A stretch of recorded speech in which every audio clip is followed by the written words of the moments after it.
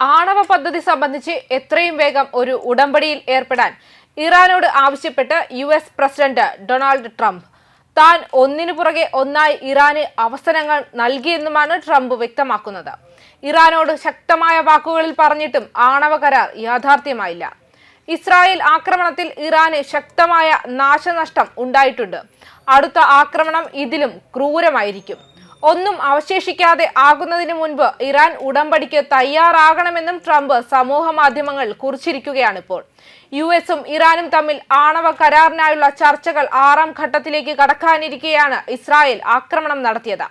Israel ഇറാനെ ആക്രമിക്കുമെന്ന് നേരത്തെ അറിയാമായിരുന്നെങ്കിലും ആക്രമണത്തിൽ യുഎസിന് പങ്കില്ലെന്ന് ഡൊണാൾഡ് ട്രംപ് നേരത്തെ വ്യക്തമാക്കിയിരുന്നു. ഇസ്രായേലിന്റെ ആക്രമണം യുദ്ധപ്രഖ്യാപനമാണെന്ന് ഇറാൻ വിദേശകാര്യമന്ത്രി അബ്ബാസ് അറഗ്ചി വ്യക്തമാക്കിയിരുന്നു. വിഷയത്തിൽ അടിയന്തരമായി ഇടപെടണമെന്ന് അദ്ദേഹം യുഎന്നിനോട് ആവശ്യപ്പെടുകയും ചെയ്തു. ഇറാനിൽ ഇസ്രായേൽ നടത്തിയ വ്യോമാക്രമണത്തിൽ ഇറാന്റെ സൈനിക മേധാവി മുഹമ്മദ് ബാഗേരിയും ഇറാന്റെ റവല്യൂഷണറി ഗാർഡ് തലവൻ ജനറൽ ഹൊസൈൻ സലാമിയും കൊല്ലപ്പെട്ടിരുന്നു.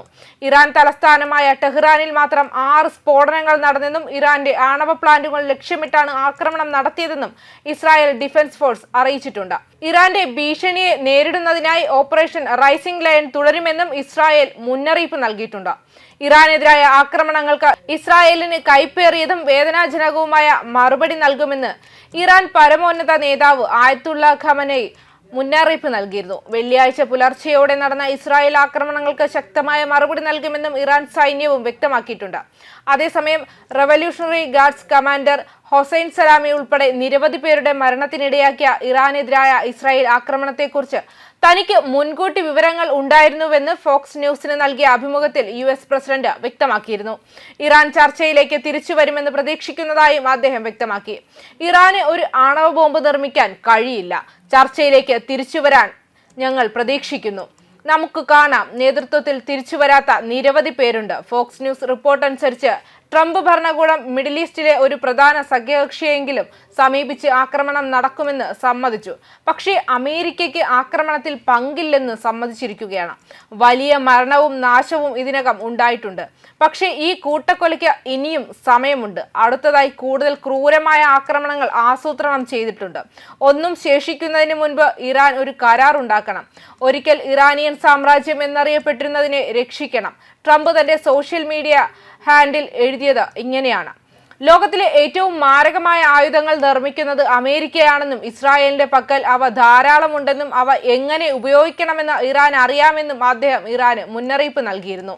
ഒരു കരാറിലെത്താൻ ഞാൻ ഇറാന് ഒന്നിനു പുറകെ ഒന്നായി അവസരം നൽകി. ഏറ്റവും ശക്തമായ വാക്കുകളിൽ അത് ചെയ്യുക എന്ന് ഞാൻ അവരോട് പറഞ്ഞു. പക്ഷേ അവർ എത്ര ശ്രമിച്ചാലും എത്ര അടുത്തെത്തിയാലും അവർക്ക് അത് പൂർത്തിയാക്കാൻ കഴിഞ്ഞില്ല.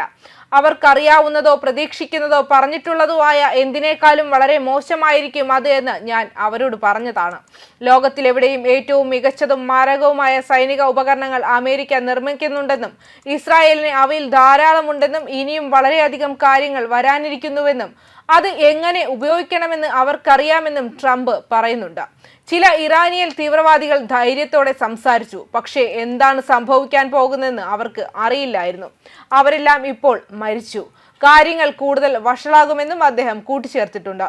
അതേസമയം ആക്രമണങ്ങൾക്ക് പ്രതികാരം ചെയ്യുമെന്ന് ഇറാൻ പ്രതിജ്ഞയെടുത്ത് ഇസ്രായേലിന് കഠിനവും നിർണായകവുമായ മറുപടി നൽകാൻ ടെഹ്റാൻ പദ്ധതിയിടുന്നുവെന്നും ഇറാനിയൻ സുരക്ഷാ വൃത്തങ്ങൾ റോയിട്ടേഴ്സിനോട് വ്യക്തമാക്കിയിരുന്നു. പ്രതികാര നടപടികളെക്കുറിച്ച് ഉന്നത തലങ്ങളിൽ ചർച്ച നടക്കുന്നുണ്ടെന്നും ഉദ്യോഗസ്ഥർ കൂട്ടിച്ചേർക്കുകയുണ്ടായി. ഇസ്രായേൽ നടത്തിയ ആക്രമണത്തെ യുദ്ധപ്രഖ്യാപനമെന്നാണ് ആ രാജ്യം വിശേഷിപ്പിച്ചത്. ഏതൊരു പ്രതികാര നടപടിയും താൻ നിരീക്ഷിച്ചു വരികയാണെന്നും യുഎസ് സെൻട്രൽ കമാൻഡ് അതീവ ജാഗ്രതയിലാണെന്നും അഭിമുഖത്തിൽ ട്രംപ് പറഞ്ഞിരുന്നു. ഇറാനിൽ നിന്ന് എന്തെങ്കിലും പ്രതികാരം ഉണ്ടായാൽ സ്വയം പ്രതിരോധിക്കാനും ഇസ്രായേലിനെ പ്രതിരോധിക്കാനും അമേരിക്ക തയ്യാറാണെന്നും അദ്ദേഹം വ്യക്തമാക്കി. ഇസ്രായേൽ പൂർണ്ണമായും ജാഗ്രതയിലാണ്. 10,000-കണക്കിന് സൈനികരെ വിളിച്ചിട്ടുണ്ടെന്നും അവർ എല്ലാ അതിർത്തികളിലും സജ്ജരാണെന്നും military chief of staff ഇയാൽ Sameer വ്യക്തമാക്കി. നമ്മെ വെല്ലുവിളിക്കാൻ ശ്രമിക്കുന്ന ആർക്കും കനത്ത വില നൽകേണ്ടി വരുമെന്ന് ഞാൻ മുന്നറിയിപ്പ് നൽകുന്നു.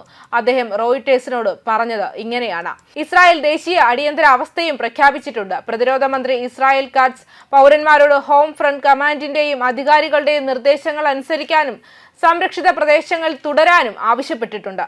ന്യൂസ് ഡെസ്ക് കർമ്മ ന്യൂസ്.